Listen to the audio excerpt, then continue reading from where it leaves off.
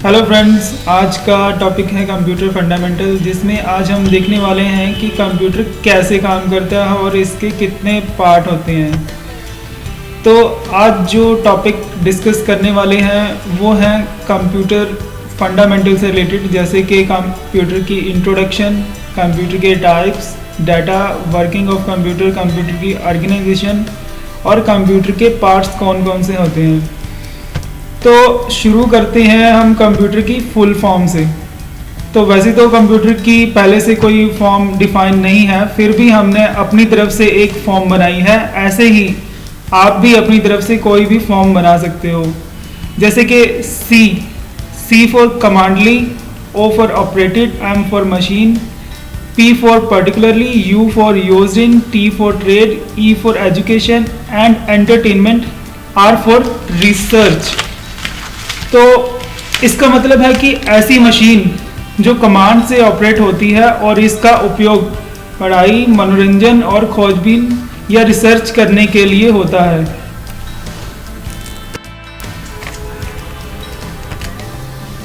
तो चलिए शुरू करते हैं कंप्यूटर की इंट्रोडक्शन से। कंप्यूटर का आविष्कार 19th सेंचुरी में चार्ल्स बेबेज द्वारा किया गया था। इन्हें कंप्यूटर का फादर भी कहा जाता है। कंप्यूटर वर्ड आया है कंप्यूट नाम के शब्द से, जिसका मतलब होता है गणना करना या कैलकुलेशन करना, क्योंकि कंप्यूटर बड़ी बड़ी कैलकुलेशन आसानी से कर देता है। तो ये थी इसकी इंट्रोडक्शन। कंप्यूटर के टाइप या प्रकार किस तरह के होते हैं, तो दो प्रकार का होता है कंप्यूटर, जैसे कि एक डेस्कटॉप और एक लैपटॉप कंप्यूटर। डेस्कटॉप कंप्यूटर में सीपीयू, मॉनिटर, कीबोर्ड और माउस सभी अलग अलग होते हैं। लैपटॉप में सभी डिवाइस कॉम्पैक्ट शेप में होते हैं। इसमें कीबोर्ड, माउस, स्क्रीन और स्पीकर एक साथ ही अटैच होते हैं। ज़रूरत पड़ने पर लैपटॉप के साथ अलग से और डिवाइस भी जोड़े जा सकते हैं। देखिए, कंप्यूटर के बारे में जानते हुए हमें डाटा के बारे में पता होना चाहिए।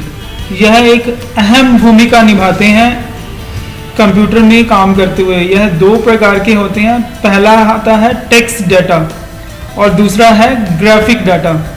जैसे कि आप देख पा रहे हैं कि टेक्स्ट में सभी अल्फ़ाबेट और नंबर्स आती हैं, जबकि ग्राफिक्स में फ़ोटो, वीडियो, गेम्स आदि आते हैं।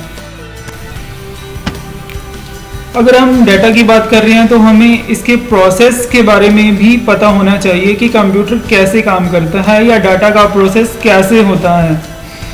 डाटा की प्रक्रिया को हम तीन भागों में बांट सकते हैं। पहला, यूजर से रॉ डाटा लेना। दूसरा, सीपीयू द्वारा उसे प्रोसेस करना या रिजल्ट निकालना। तीसरा, आए हुए रिजल्ट को आउटपुट डिवाइस पर सेंड करना।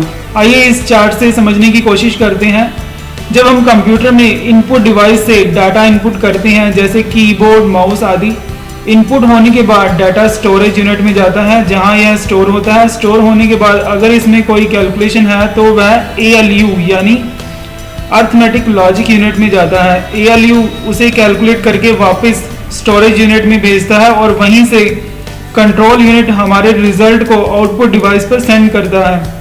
कंट्रोल यूनिट का काम होता है कंप्यूटर के सभी पार्ट्स को कंट्रोल करना।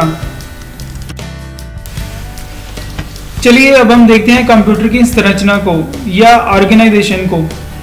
कंप्यूटर के वैसे तो काफ़ी पार्ट्स होते हैं, पर हम इनको कैटेगरी में डिवाइड कर सकते हैं। जैसे हार्डवेयर, इसमें कंप्यूटर के वो सभी पार्ट आते हैं जिनको हम हाथ लगा के छू सकते हैं या टच कर सकते हैं।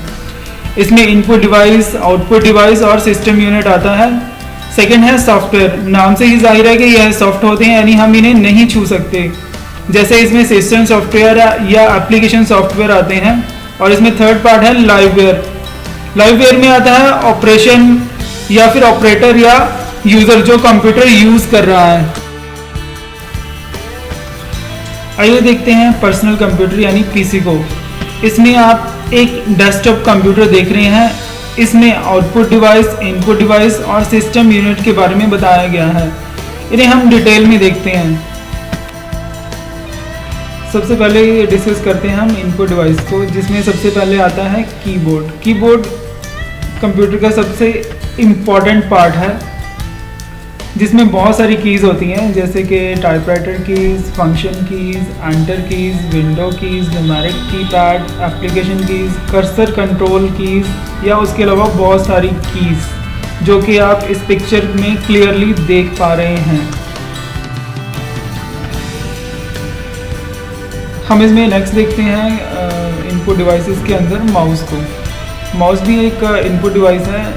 इस पर दो बटन होते हैं, left and right button. Left button पर प्रेस करके हम ज़्यादातर एप्लीकेशन चलाते हैं, पर राइट बटन से हम पॉपअप मेनू खोल के कहीं भी किसी भी खुले प्रोग्राम से रिलेटेड कॉमन कमांड्स यूज़ कर सकते हैं। इसमें एक स्क्रॉल का बटन होता है जो कि सेंटर में लगा होता है, जिससे हम पेज को अप एंड डाउन या ऊपर या नीचे भी कर सकते हैं।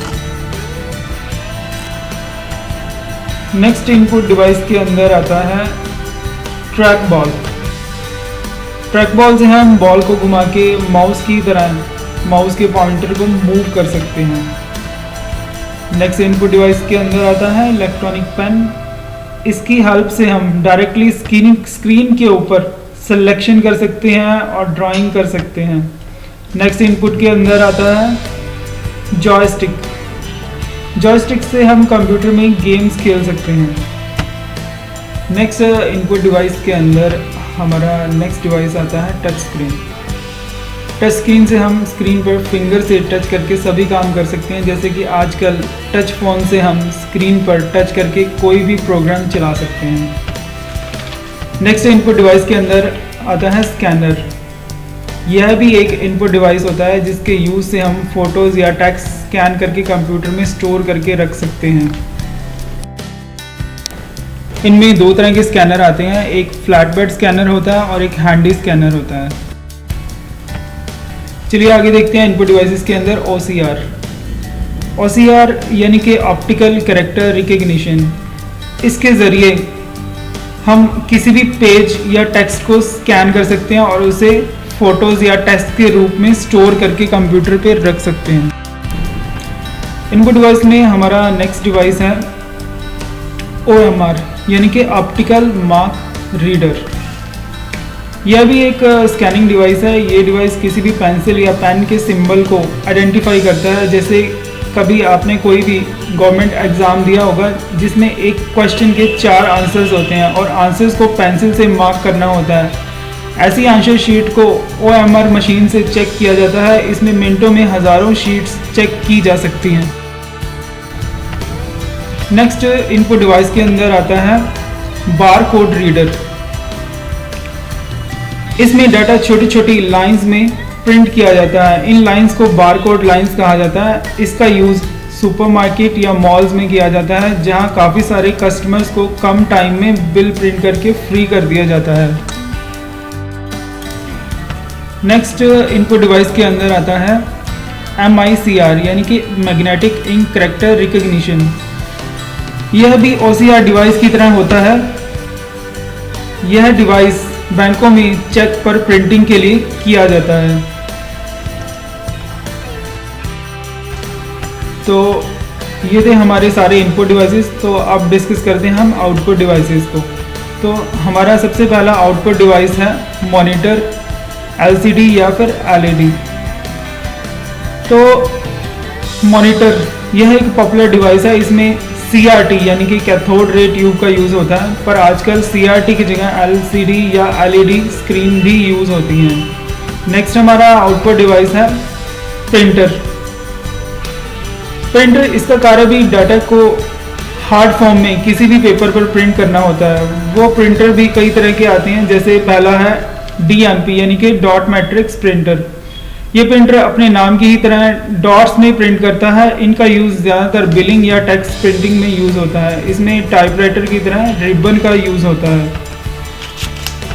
आउटपुट डिवाइस के अंदर अगर हम प्रिंटर की बात कर रहे हैं तो नेक्स्ट इसके अंदर आता है इंकजेट प्रिंटर। यह प्रिंटर फोटो और टेक्स्ट दोनों को प्रिंट करने के काम में आता है। यह इंक को हेड की मदद से पेपर पर कलर की ड्रॉप्स डालकर प्रिंट करता है। सेकेंड आउटपुट डिवाइस में हम देखते हैं लेज़र प्रिंटर को। यह भी एक आउटपुट डिवाइस है। यह प्रिंटर लेज़र बीम द्वारा प्रिंट करता है। इसमें ड्राई इंक यूज़ होती है। इसमें ग्राफिक्स और टेक्स्ट दोनों प्रिंट हो सकते हैं। इसकी प्रिंटिंग स्पीड इंकजेट और डीएमपी दोनों से तेज़ होती है। नेक्स्ट आउटपुट डिवाइस में आती हैं ऑफसेट प्रिंटर्स या फिर प्लॉटर्स। यह भी एक प्रकार के प्रिंटर होते हैं जो कि प्रोफेशनल प्रिंटिंग में यूज़ होते हैं। इसमें बड़ी बड़ी प्रिंटिंग निकाली जाती है। इनमें बैनर प्रिंटिंग और स्टिकर कटिंग आदि किए जाते हैं। तो आइए चलिए हम देखते हैं आगे सिस्टम यूनिट को।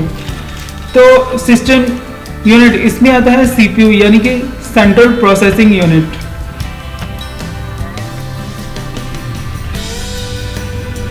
इसे कंप्यूटर का ब्रेन भी कहा जाता है। इसके पार्ट्स कुछ इस प्रकार हैं, जैसे कि motherboard, processor, RAM, hard disk drive, CD, DVD ROM, floppy disk drive, expansion cards. आइए हम सीपीयू के अंदर चलकर देखते हैं कि ये पार्ट सीपीयू के अंदर कैसे लगे होते हैं और कैसे दिखाई देते हैं। जैसे कि पावर सप्लाई आप देख पा रहे हैं, इसमें पावर सप्लाई है, कूलिंग फैन है, ग्राफिक कार्ड लगा हुआ है, सीएमएस सेल है जो कि डेट और टाइम को स्टोर करता है। इसमें सीडी, डीवीडी, सीपीयू फैन है, केबल्स है, हार्ड डिस्क ड्राइव है, मदरबोर्ड, आरओएम रोम यानी कि read only memory, cooling fans हैं।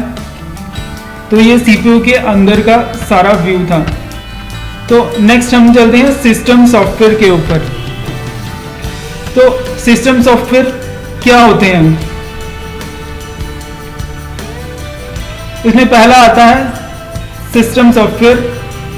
इसमें सिस्टम से रिलेटेड सॉफ्टवेयर आते हैं। इनकी हेल्प से ही हम कंप्यूटर चला पाते हैं। अगर यह ना हो तो कंप्यूटर स्टार्ट नहीं होगा और उस पर कुछ भी नहीं चलेगा, क्योंकि कंप्यूटर हार्डवेयर सिर्फ मशीन लैंग्वेज समझते हैं। हमें ऐसा सिस्टम चाहिए जो ह्यूमन लैंग्वेज को मशीन लैंग्वेज में कन्वर्ट करके मशीन को समझा सके कि हम उससे क्या लेना चाहते हैं, और जो भी मशीन रिजल्ट दे वह ह्यूमन लैंग्वेज में हमें दिखा दे। तो ऐसा कार्य सिर्फ सिस्टम सॉफ्टवेयर ही कर सकते हैं। इनमें Microsoft window, Unix, Linux, Apple का मैक का सॉफ्टवेयर या ऑपरेटिंग सिस्टम आता है। ये जो सभी सॉफ्टवेयर है कंप्यूटर के हार्डवेयर को कंट्रोल करते हैं। आजकल जैसे फोन्स में एंड्रॉयड भी काफ़ी पॉपुलर ऑपरेटिंग सिस्टम है। आप देख पा रहे हैं इस स्लाइड के अंदर कि ऑपरेटिंग सिस्टम से हम application, disk drive, mouse, printer, keyboard, monitor इन सभी को कंट्रोल कर सकते हैं। चलिए आगे चलते हैं सॉफ्टवेयर में लैंग्वेज के ऊपर। कंप्यूटर सिर्फ मशीन की भाषा समझता है, उसे ह्यूमन लैंग्वेज यानी हमारी भाषा समझने के लिए सॉफ्टवेयर की ज़रूरत पड़ती है। तो यह सभी सॉफ्टवेयर लैंग्वेज के अंदर बनते हैं। लैंग्वेज 3 प्रकार की होती है: low level language, high level language और एडवांस हाई लेवल लैंग्वेज। तो सबसे पहले हम डिस्कस करते हैं लो लेवल लैंग्वेज में। तो लो लेवल लैंग्वेज के अंदर आती है असेंबली लैंग्वेज। ये जो लैंग्वेज है ये काफ़ी मुश्किल होती है। इसमें कोई भी गलती होने पर आसानी से चेंज नहीं किया जा सकता। इसका यूज़ हार्डवेयर लेवल के प्रोग्राम बनाने के लिए किया जाता है। नेक्स्ट इसमें आता है हाई लेवल लैंग्वेज। इसमें C++, जावा जैसी लैंग्वेज आती हैं। इसे आसानी से समझा जा सकता है, इसमें आसानी से चेंज भी किया जा सकता है। इसके लिए हमें हार्डवेयर की ज़्यादा जानकारी होना ज़रूरी नहीं है। इसका यूज़ एप्लीकेशन सॉफ्टवेयर बनाने के लिए भी किया जाता है। और इसमें नेक्स्ट हमारा है एडवांस हाई लेवल लैंग्वेज। इसमें आती है कुछ एडवांस फीचर। इनमें लैंग्वेज के अंदर कोड लिखने की ज़रूरत नहीं पड़ती। इसमें ग्राफिकली माउस के साथ ही हम प्रोग्राम को डिज़ाइन कर सकते हैं। जैसे हम इसमें एग्जांपल के लिए SQL ले सकते हैं, यानी कि स्ट्रक्चर क्वेरी लैंग्वेज। नेक्स्ट इसमें आता है एप्लीकेशन सॉफ्टवेयर। एप्लीकेशन सॉफ्टवेयर में आते हैं वह सभी सॉफ्टवेयर जो कि हाई लेवल लैंग्वेज में बनाए जाते हैं, जिनको हम इंस्टॉल करके यूज़ कर सकते हैं। जैसे कि MS ऑफिस, ग्राफिक सॉफ्टवेयर हो गए, अकाउंट सॉफ्टवेयर हो गए, म्यूज़िक प्लेयर हो गए या वीडियो प्लेयर हो गई। तो ये थी हमारे कंप्यूटर के बारे में बुनियादी जानकारी, यानी कि फंडामेंटल। अगर यह सब आपको अच्छा लगा तो आप हमारे फेसबुक पेज को लाइक करें और यूट्यूब पर सब्सक्राइब करके और भी इंटरेस्टिंग वीडियो और जानकारी ले सकते हैं। Thank you.